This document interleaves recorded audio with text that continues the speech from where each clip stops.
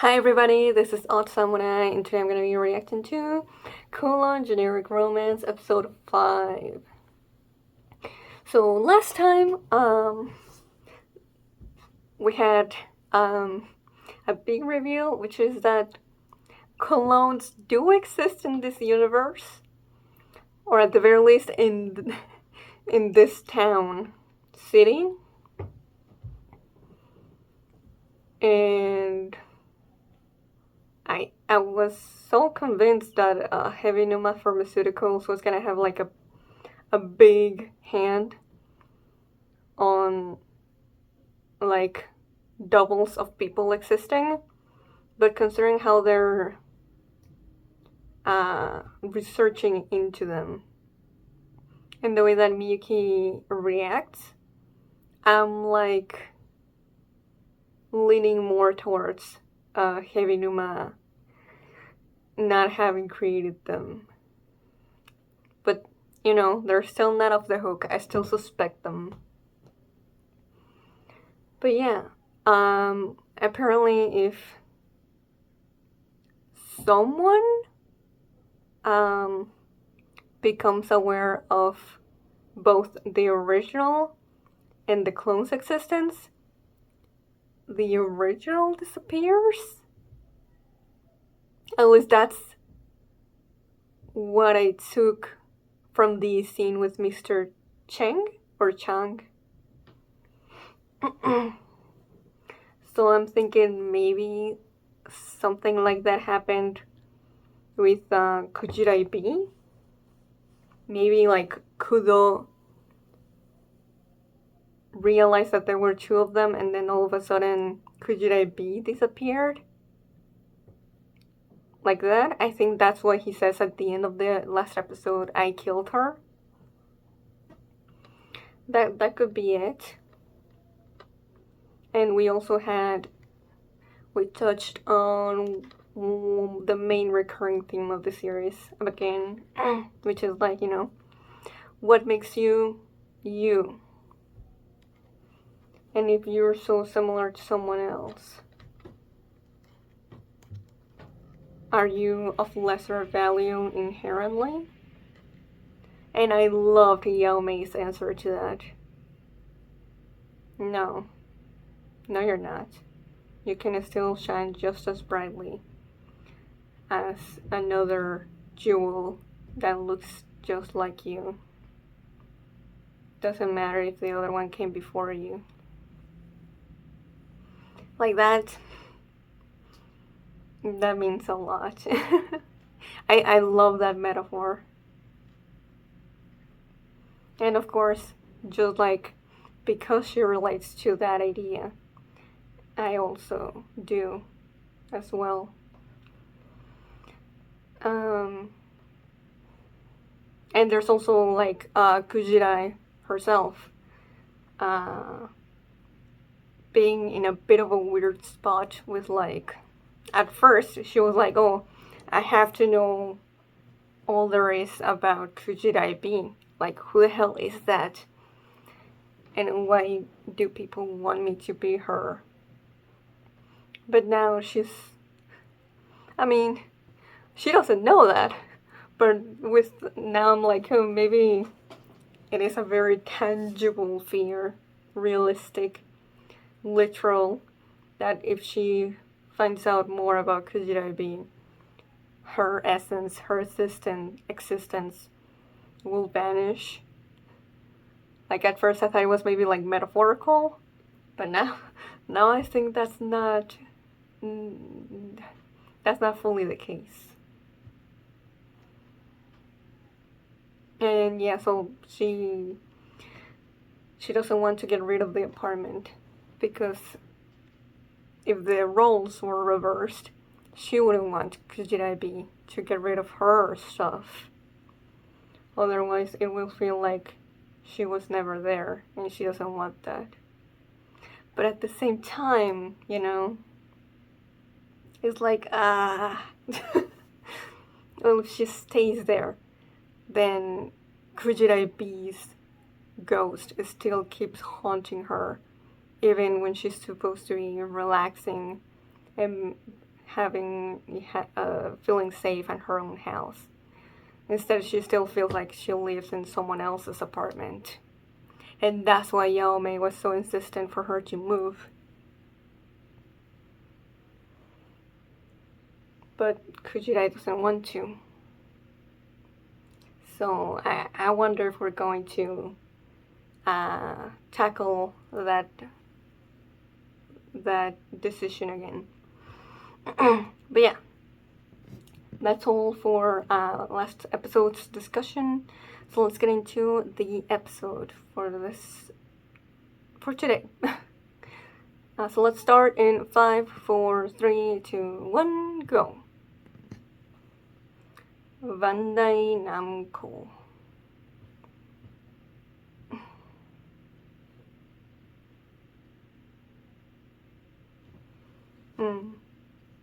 Okay, we're starting right when we left off.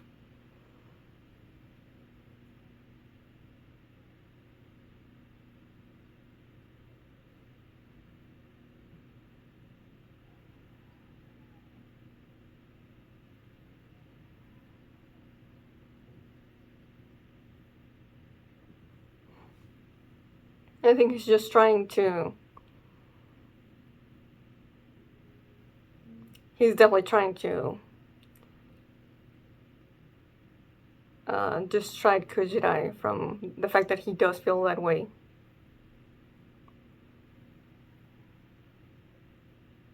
And he always tries to do that for you.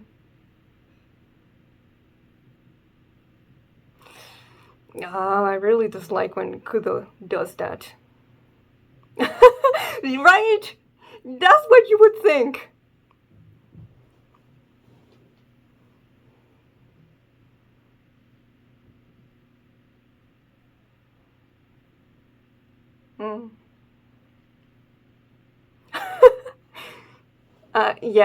Yeah, I feel the same.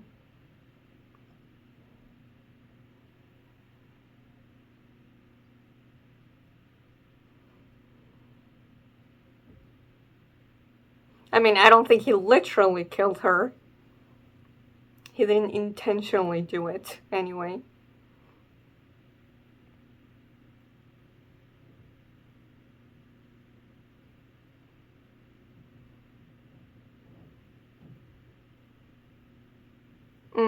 Yeah, there. Oh, I don't think we've seen... I think his face was obscured last time.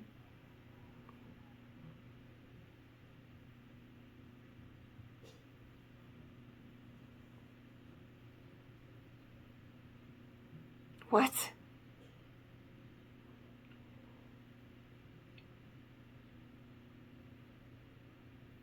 I see. That's why you're happy? Alright.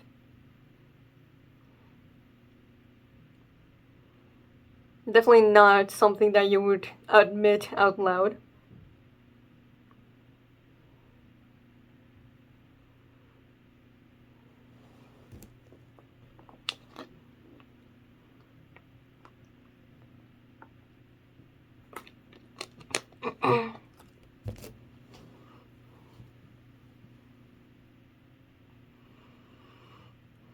But yeah, him trying to be all like, haha, what if... Yeah, no way, right? What if I... That's definitely him trying to cover up what he really feels.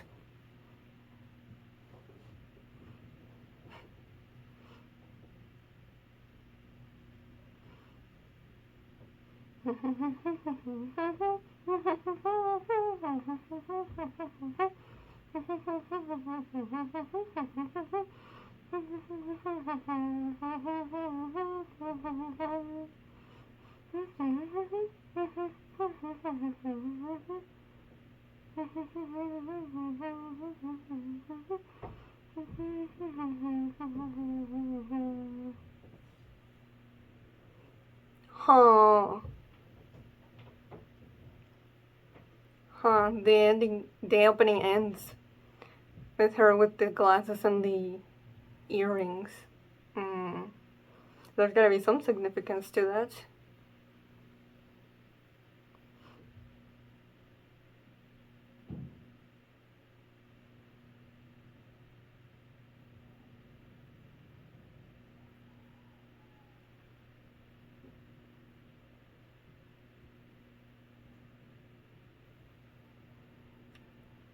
She just started reading in the middle? I guess.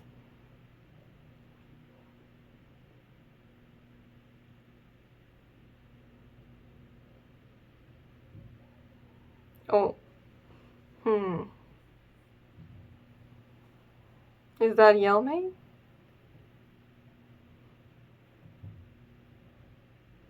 Oh. Oh. Probably the engagement ring. Huh? Does it matter? Once again, going back to Yaomay's analogy from last episode. What?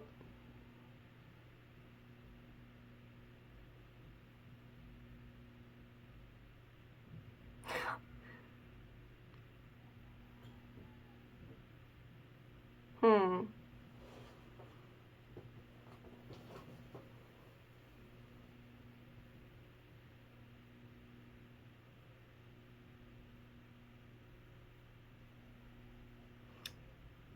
Uh,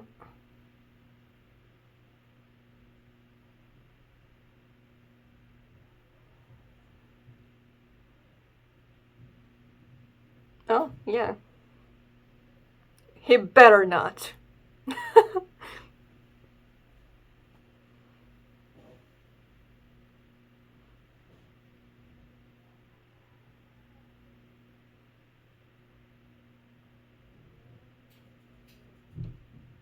Mm.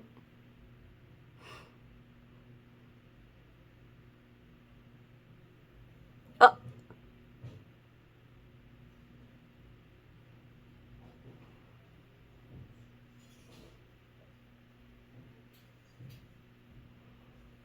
she's looking for Japanese books specifically. So, does that mean that Japanese is not the language that they're speaking? But she can read Japanese. There's gotta be something to that.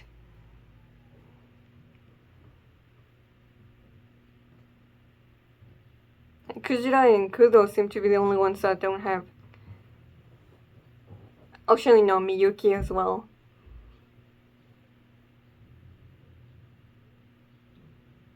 To have Chinese names.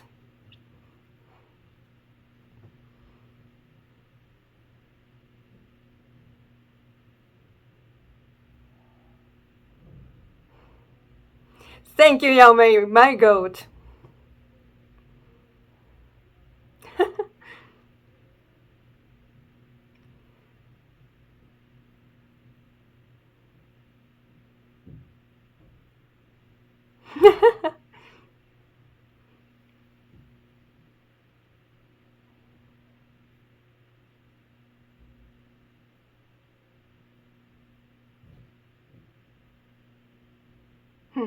Shut up, Kudo.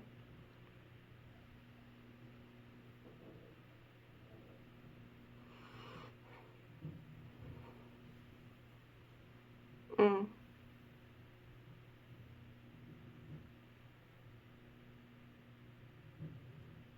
She's not being fully honest, I feel.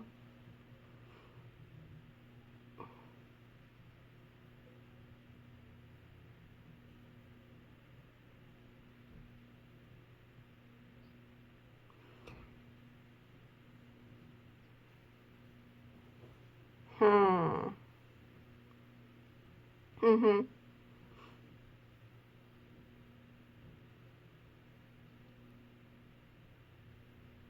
I mean, I would say that's not what she was saying last time, but humans can be uh, living contradictions.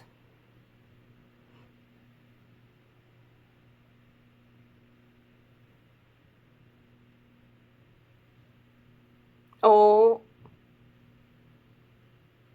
yeah, but only with him.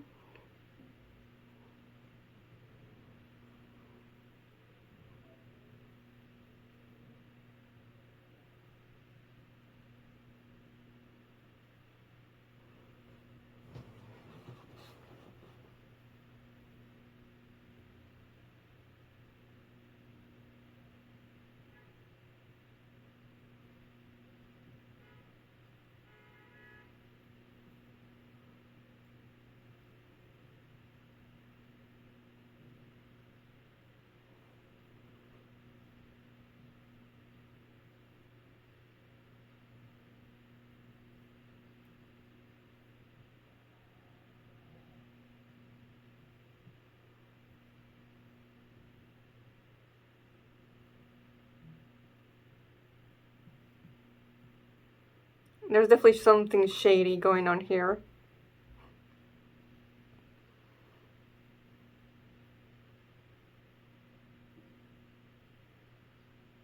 Oh.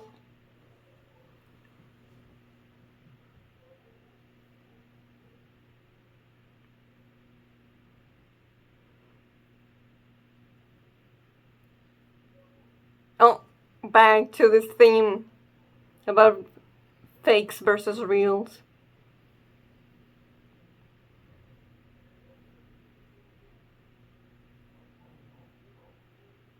She really kicked him.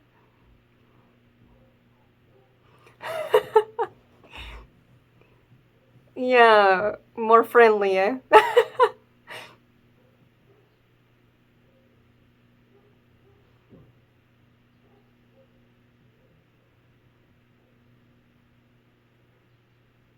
Mm.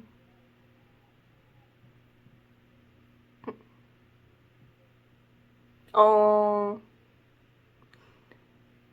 I think what? Yeah, I know what she's saying.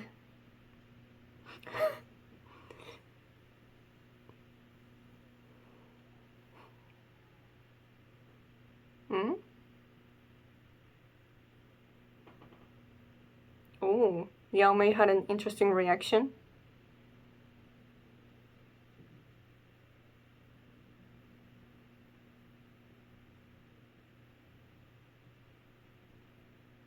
She definitely has some history with this person in the flyer.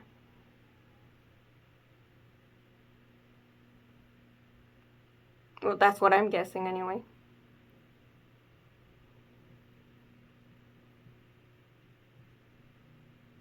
And look at her. She's definitely bothered.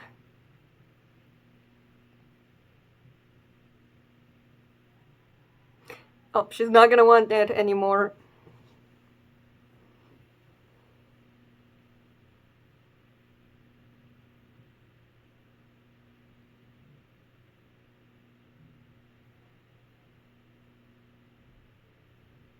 Oh man, she's lashing out.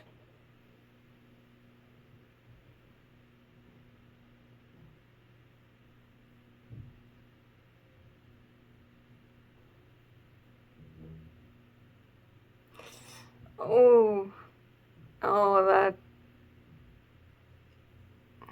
that hurts. If you don't talk to her, how can she?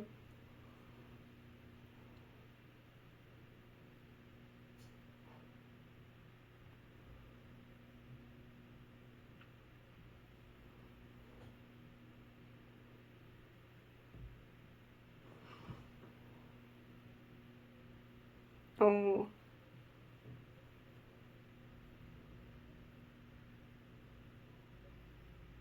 Kako.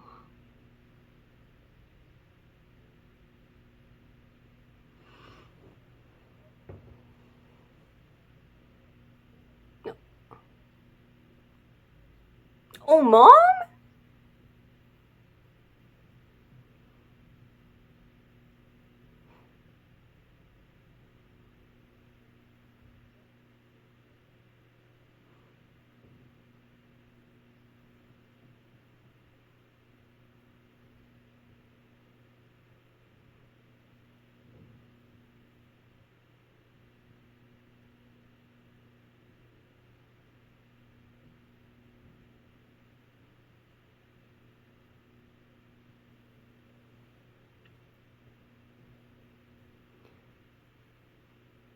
Okay.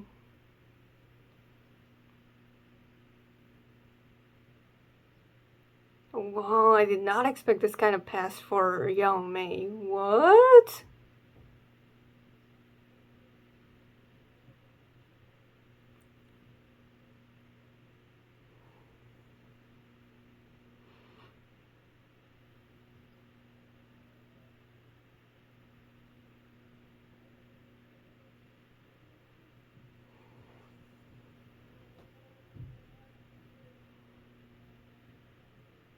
Yeah, that line is definitely because she was talking about herself there.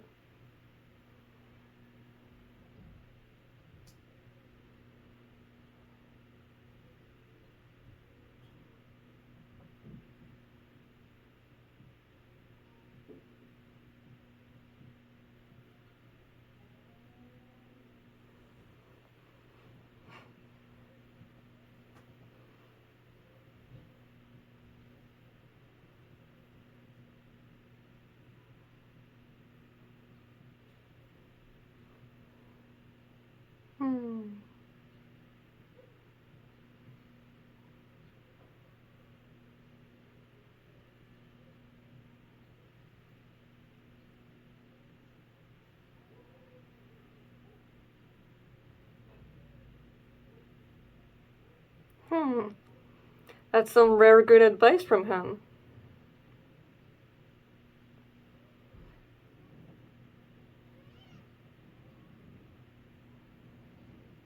Ooh.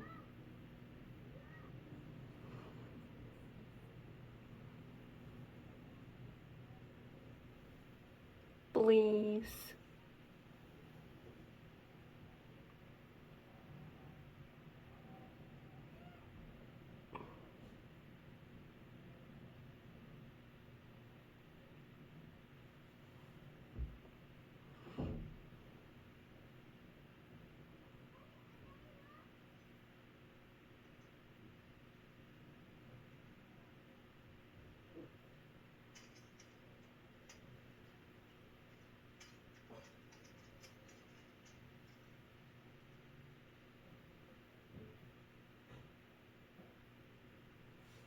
I'm really liking this though for getting to know Yaomay in a deeper level.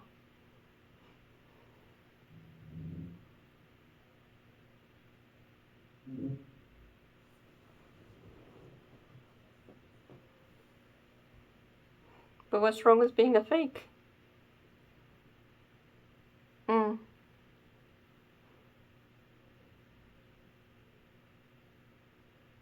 Mm. Uh, I mean, yeah.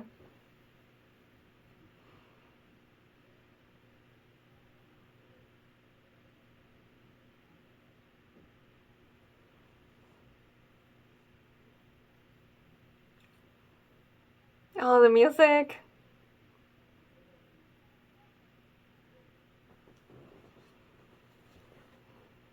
Oh, oh. I mean, the dynamic between these two is easily my favorite thing in this show so far.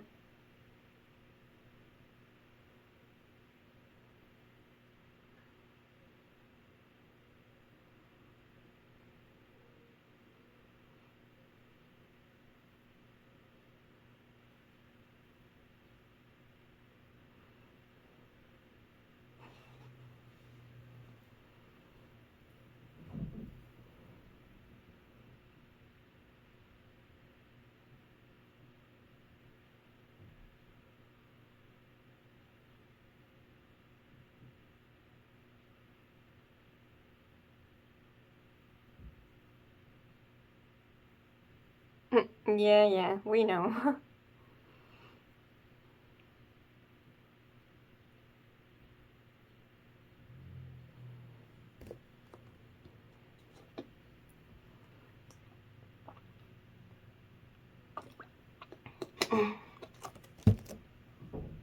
Oh, ending.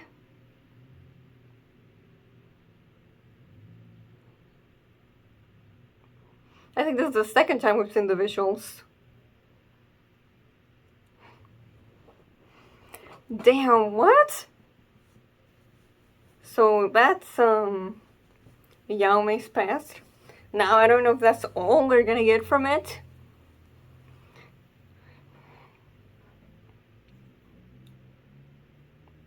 but that is what we have right now.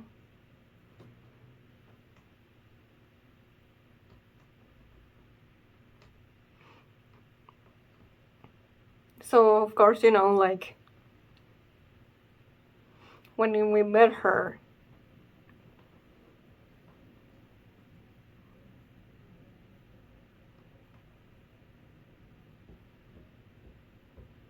like my mind went, oh, plastic surgeries. She looks very different from how before she had them. I thought that was the heavy implications for she's trans, but maybe not.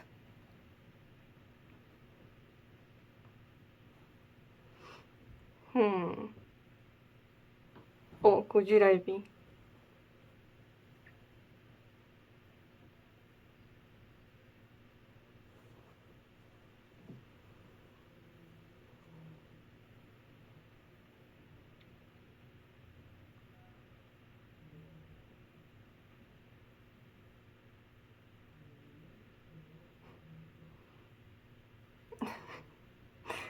Sorry, Gwen's hourglass figure kind of took me out. I hadn't noticed.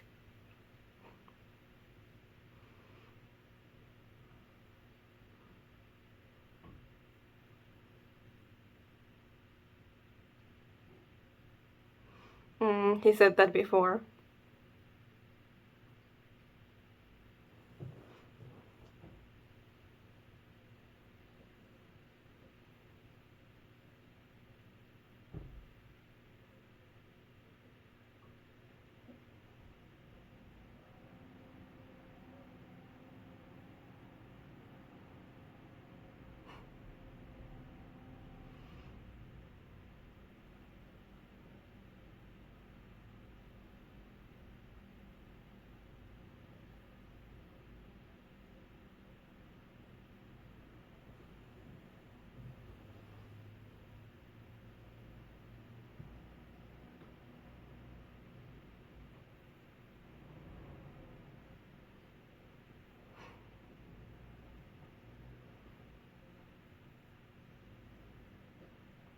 Mm.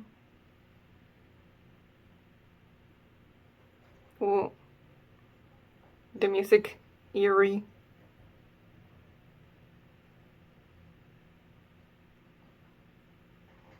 Whoa. Whoa. Whoa. An actual earthquake?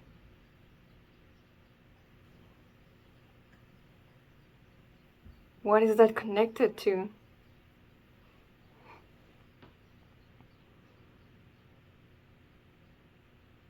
Man, this is a long after credits.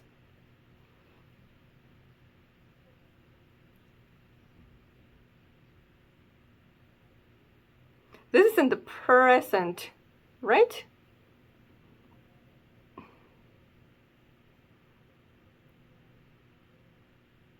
So much dust.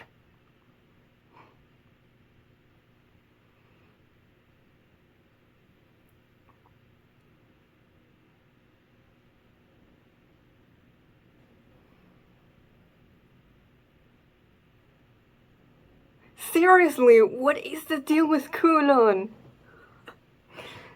Every time that really is the case. We get some answers and more questions.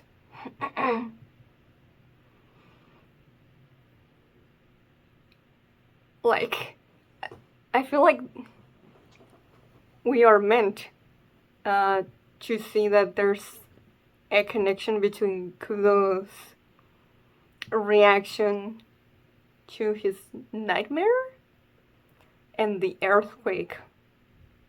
I'm just not sure what. Also, huh? What do you mean Kowloon? There is no Kowloon City when you're outside of it.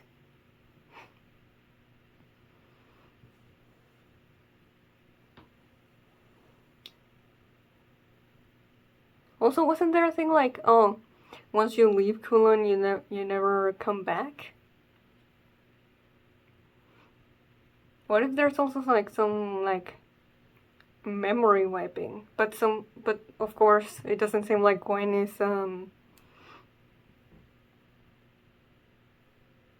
is affected by it. Or Miyuki, since Miyuki also seems like he goes in there and then leaves on a whim.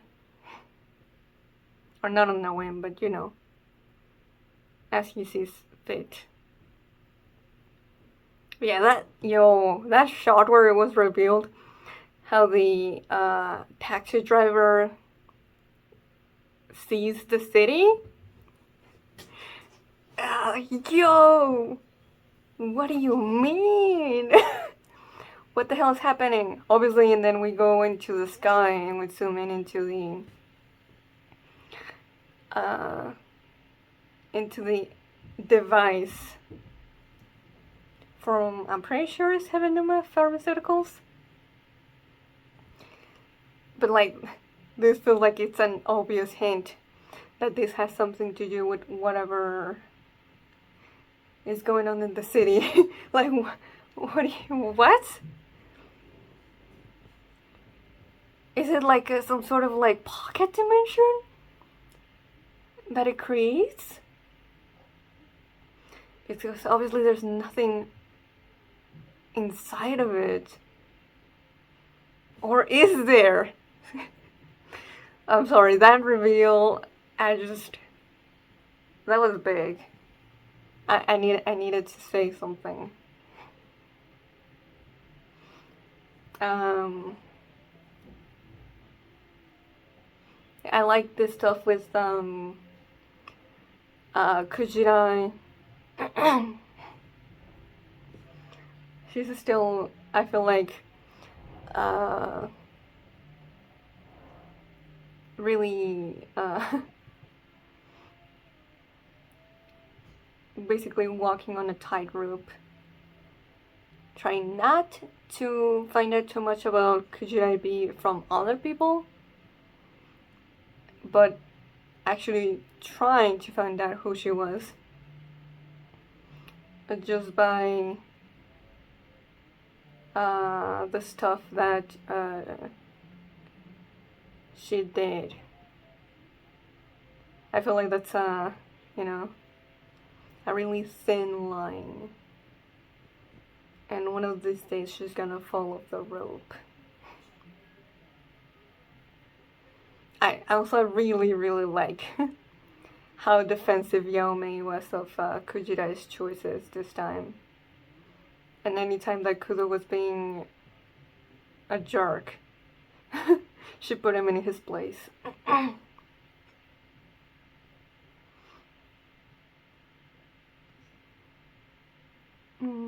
And then let me look at this scene real quick when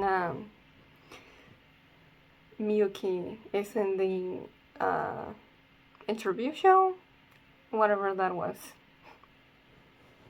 The woman wanting to change her face, so he shows her through the computer, and then that guy says, basically, he starts with not a very subtle way to make a jab at Miyuki, but obviously the guy's not dumb, and he just makes it just plain obvious when he straight up just says, you inherited your company from your father, you give half-baked advice because you were handed everything at birth. And yeah, it seems like we're at some point going to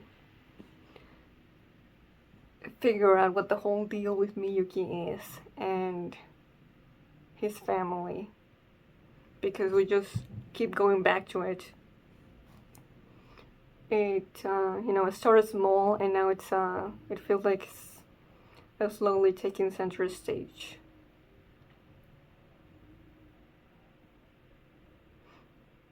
And he just says, do you think I was handed everything?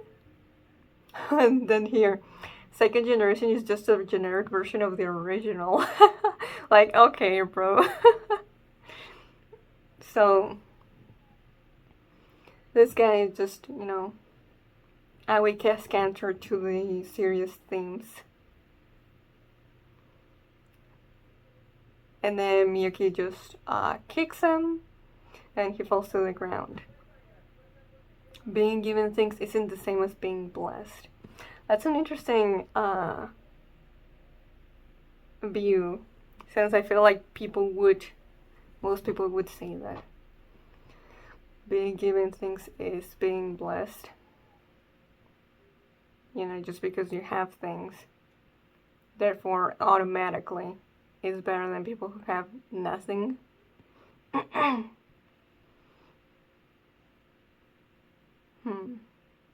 Some things you're given can lead to other things being taken away. And that leads pretty well to Yaomay's whole struggle. They go to commercial break, and we see Gwen's reaction, saying that what the mates were saying was pretty wrong. Yeah, I was gonna say, like, he may be friendly to Gwen, of course he is, but he sure as hell is not friendly to anyone else.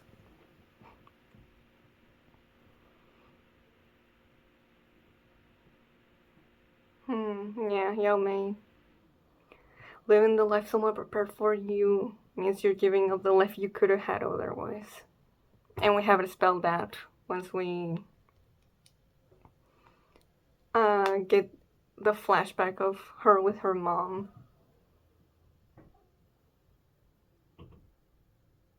Yeah, so... yeah, an old film, a national star. Of course, that's Yaomay's mom. And that's why she reacted like that. Because her mom wanted her to live the exact same life that she had. And Yaomay didn't want that. She wanted to be her own person. Yeah, so now I'm like, huh. So there is now a high possibility that I got it wrong about why Yaomay had all the plastic surgeries. Which is a bit of a shame. Because that would have been really cool. But this is fine. I still really like Yaomay. I just, obviously, her being trans would have been automatically cooler. And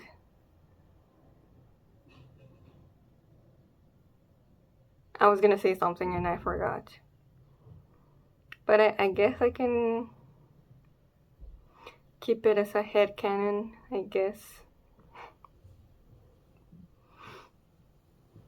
But yeah, Yaomay's ideology about fakes is all because of her past with her mom.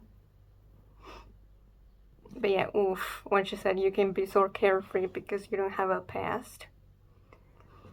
And it's like, there might be a little bit of truth to that, but Kujira most definitely gets stressed, concerned, worried because she doesn't have a past, unlike everyone else. And that's what she always goes to advice for Yaomay, because she has no idea what to do.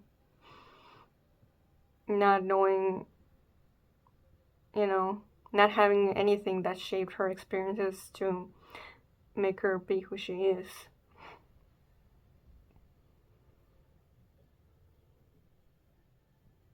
But yeah, I love also the way that we see Yaomay the way she used to look when she's back in her apartment, but it's all us, or just for us, the audience. Like, she still looks the same as always, but this is how she feels.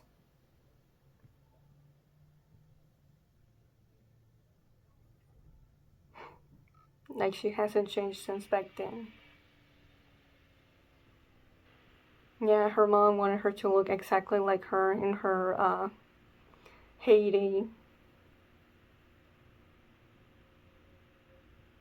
Yeah, but of course, yeah, it must be nice to have a mom with such good taste.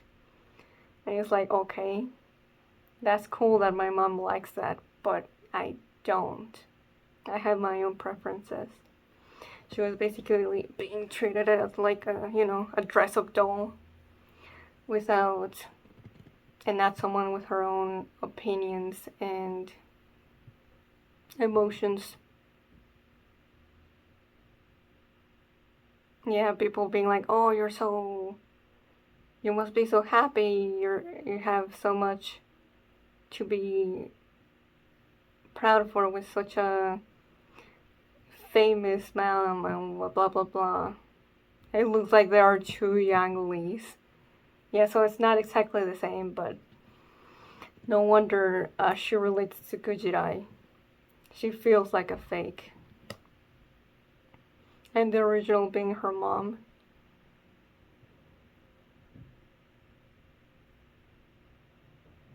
Yeah.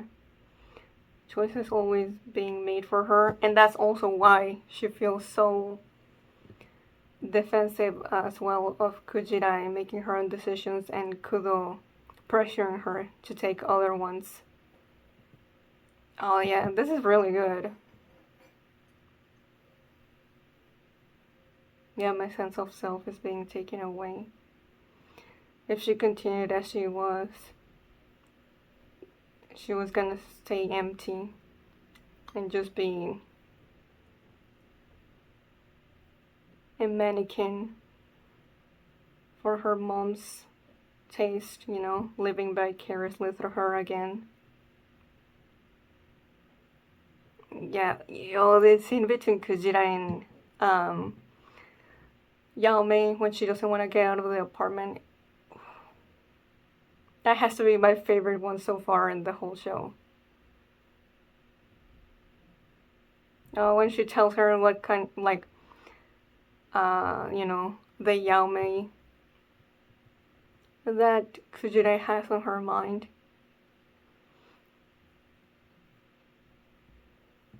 But then Yaomay tells Kujira about the Yaomay that she sees in her mind, being nothing like the one Kujira sees. And it's like, well, you know what that reminds me of a little bit actually? Of of ReZero, of Rem and Subaru. Of Subaru like just not being able to see anything good about himself, and because of his self-loathing, and Rem being like, okay, but what about the Subaru that I see? Sorry if you haven't seen ReZero and you don't understand what I just said. But I always like making comparisons to other things I like. So yeah, okay, so that's the Yaomay that you see. But what about the Yaomay that I see? She's just as real. And I love Kujira's response. What I saw was you trying to turn the fake you into the real you. That doesn't make it bad. That doesn't make it unvalid. You are trying to become the person you want to be. Ooh, just reading that over again is making me emotional.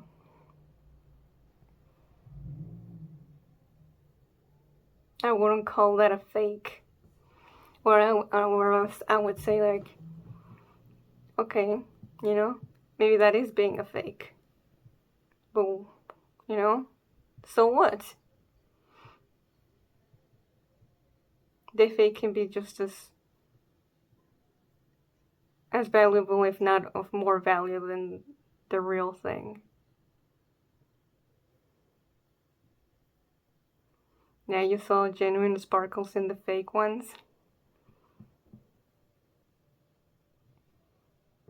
So what if it started as a fake? It's now just as real as any other. Oh, and when she comes out with tears in her eyes, it was not a lie. I am going to be my absolute self too. Man, this friendship, man, it's so good. Yeah, I really wanted to take my time talking about it because that was amazing. Yaomay, easily my favorite character.